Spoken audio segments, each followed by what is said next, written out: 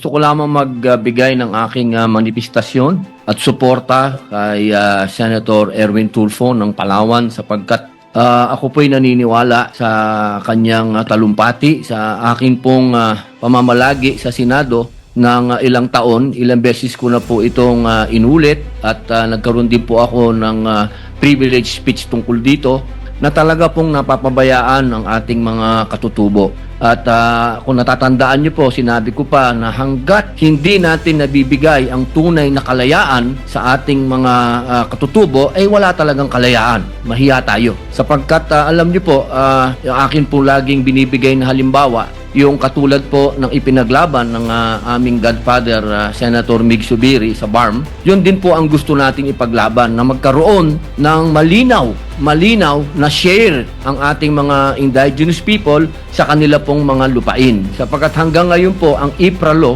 ay wala pong sinasabi patungkol dito. At yan din po ang matagal nang ipinaglalaban din ni Senator Loren Legarda patungkol po sa kanilang mga dapat ay kanila. Dapat po ibigay ang karapatan ng ating mga katutubo. Kaya ako po'y masaya at nadagdagan po kami ng isang champion dito sa Senado. Maraming salamat po, Senator Erwin Tulfo.